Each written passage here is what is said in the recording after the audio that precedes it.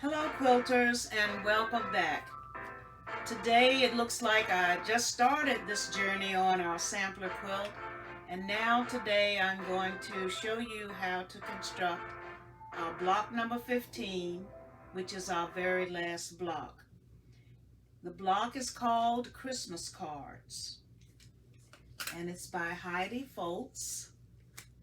And you recognize right away, I know many of you quilters will recognize the card trick pattern that's in the middle.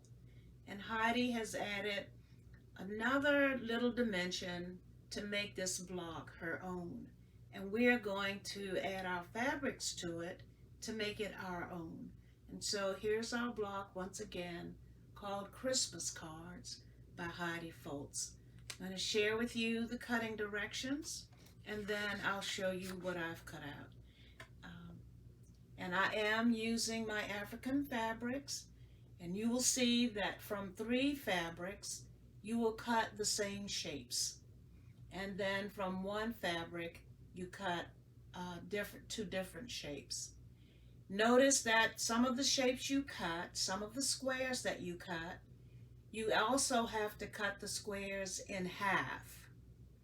And then for 2 of the squares that you cut, you have to cut it twice on the diagonal so that you get 4 small triangles from that square. And so as I show you what I've cut, it makes a little more sense. And here on the table, you can see exactly what I've cut. And because there were so many little pieces, I just went ahead and laid them out in the way that they're going to be sewn. And so here is what you need in order to make Christmas cards.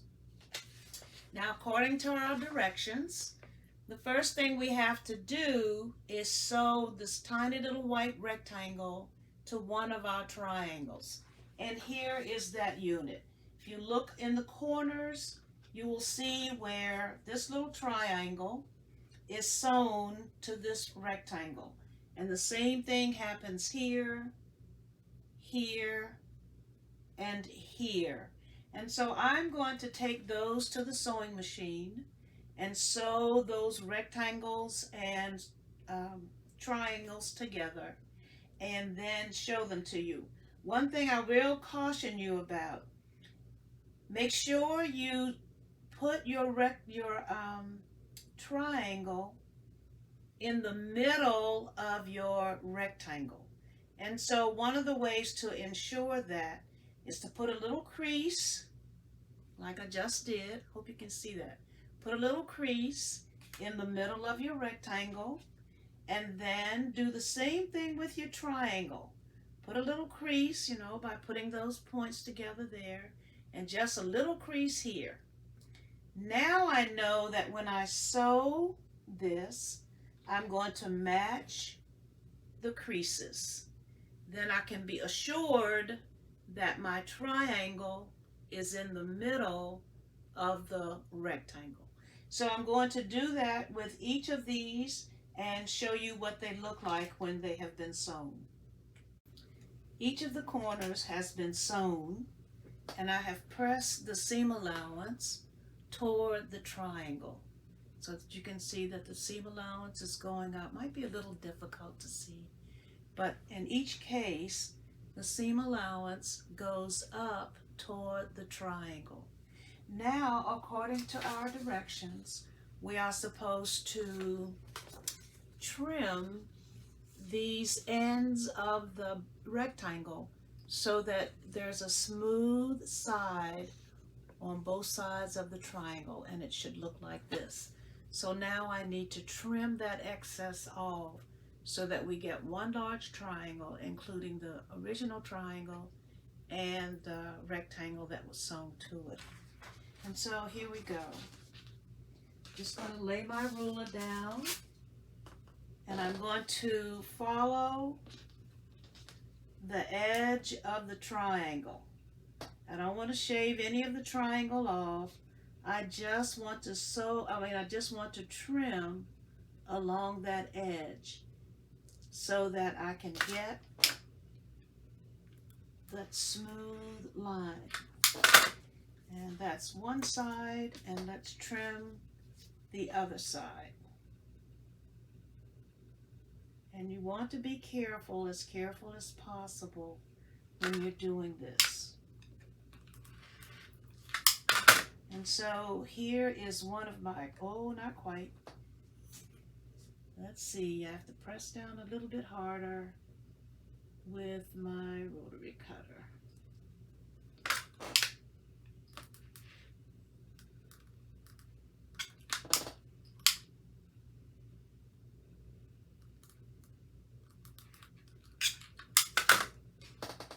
And there we have one of our corners. And that corner belongs right here. And I can put this back where it was.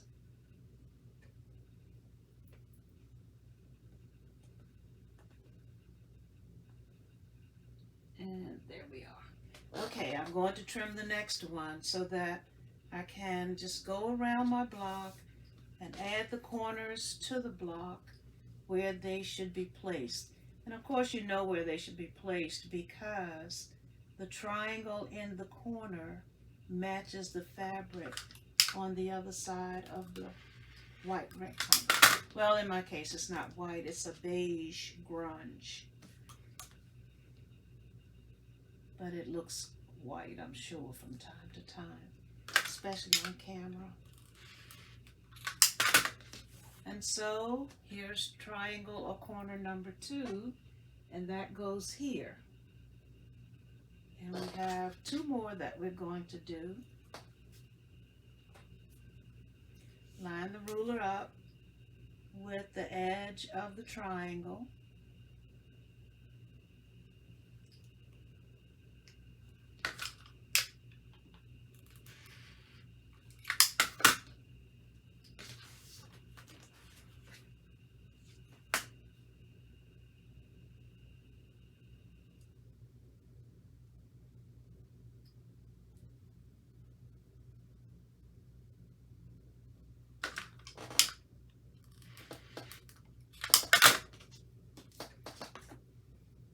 There's corner number 3.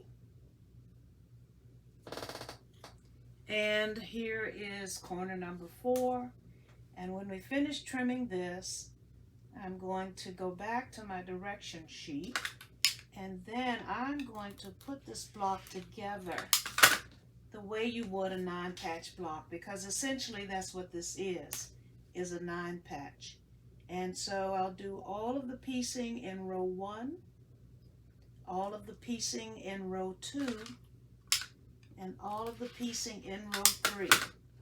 And once the rows have been put together, I'll be ready to sew the rows together.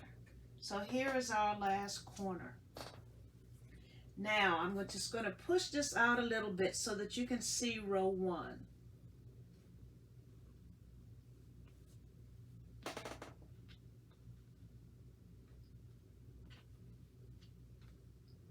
All right, there's row 1. And so in order to put this block together, I'm going to sew these 2 parts together. These 2 triangles have to be sewn. Here I have 2 small triangles to sew together, and then once they've been sewn and the seam allowance pressed, then I'll sew those to this triangle. And over here it's a matter of sewing 2 triangles. But I'm going to complete that whole row the way you would if you were putting together a 9-patch block. Then I'll sew this whole row. And lastly, this bottom row. Then I'm ready to sew the 3 rows together.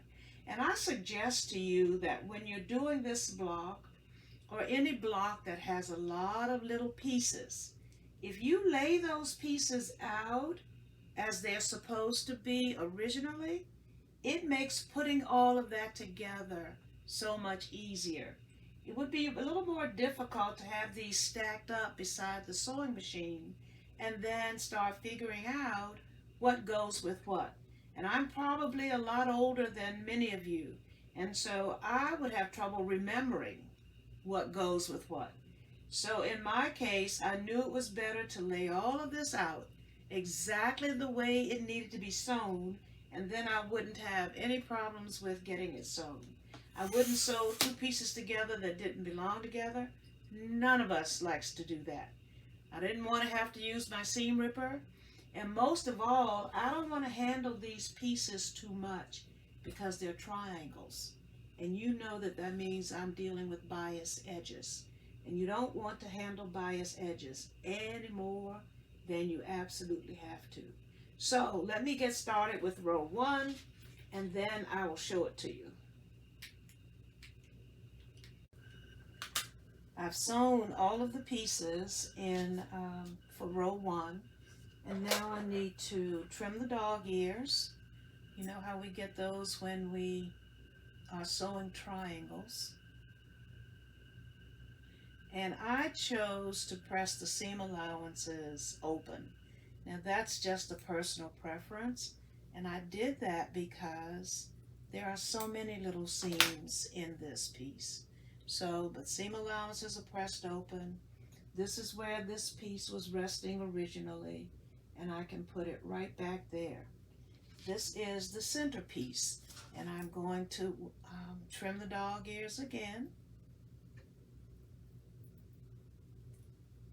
And this time I had to sew 2 small triangles together and then sew that unit to a larger triangle. And it all worked. These little scissors don't want to clip through this. Oh, here we go.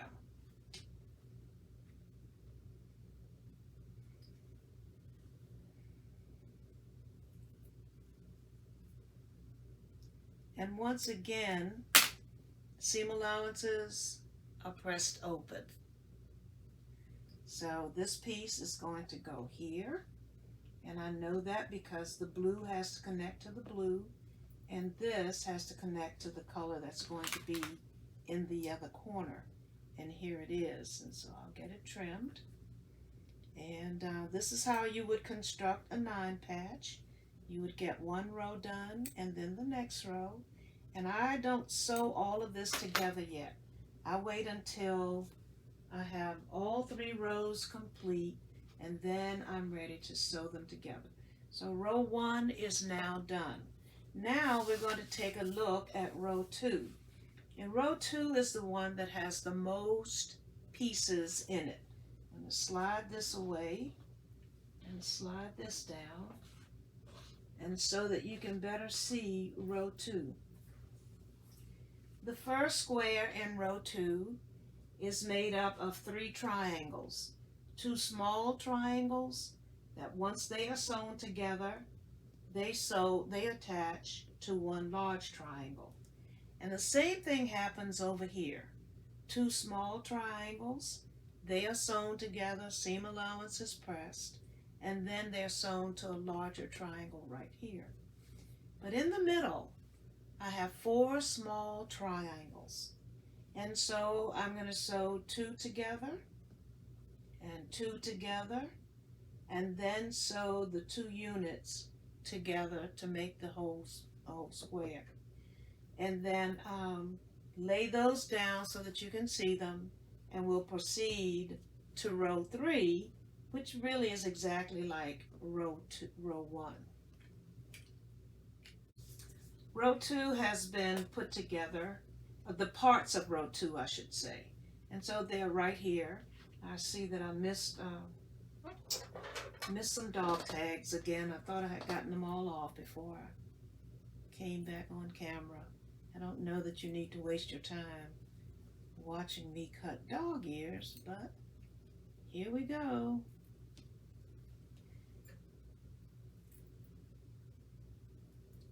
Okay, now we're ready. And we can see our cards coming together.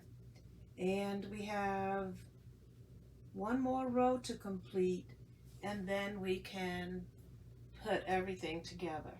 And row 3 will sew just like row 1. 2 triangles here on the outside, In the middle, two small triangles will be sewn together, and then that unit will attach to this one large triangle, and in the corner again, two triangles. So let me get those sewn so that I can show you that. Here is our block all laid out on the table with each of the rows ready to be sewn together. And so in order to sew this, I'm going to sew the top row together and the middle row together and the bottom row together. Then I will sew row 1 to row 2 and then the 1-2 unit to row 3, and the block will be complete. I just wanted to add a little something here. If you have something small enough that you can take these pieces to your sewing machine when you're getting ready to sew it, then that's fine, leaving them just as they are. But if not, I suggest you pin, and I did a lot of pinning when I moved these pieces from here over to my sewing machine, because I wanted to make sure I didn't have to take any seams loose because I have so many bias edges. So feel free to use lots of pins. Make sure that everything is where it should be prior to sewing it, so that once it's sewn, you don't have to worry about taking these seams loose with all of these bias edges in here. Okay, so I need to get this sewn together. Remember, I'll sew row 1, then row 2, and then row 3, and then sew the rows together to complete the block. Our Christmas cards block is now complete. And there you have it. And I love it's really cards tricks with the little bit of addition to the corners, and turns out very well. And these fabrics work well in this block. And so just like always, I usually make 2 of each block, and I have a second one of this.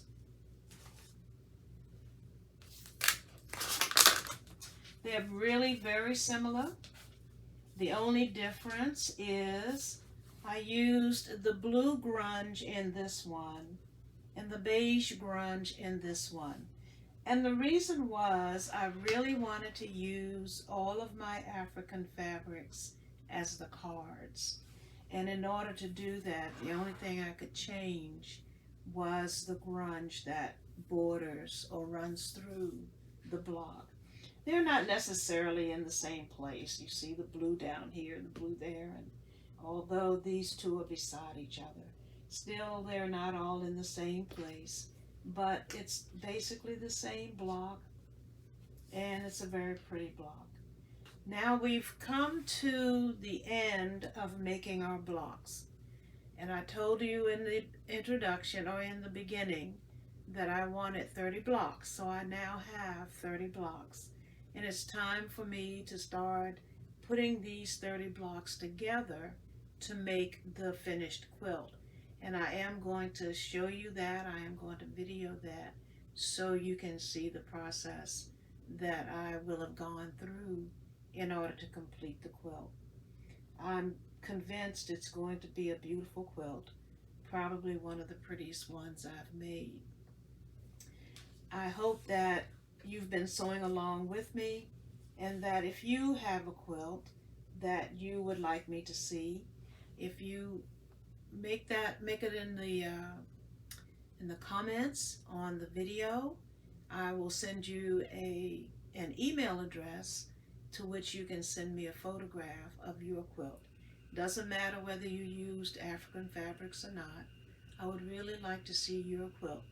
The one thing I know for sure, you can use one pattern and 15 different quilters can use that pattern, and no 2 quilts will be alike. So I'm sure that what you have is yours individually. It's yours in its own beauty, and I would truly love to see what you have constructed from the blocks that I've shown. If you have a chance and you want to get a copy of that book, Some of my local quilters have told me that it's available on Amazon. I don't know. I'm not really selling the book.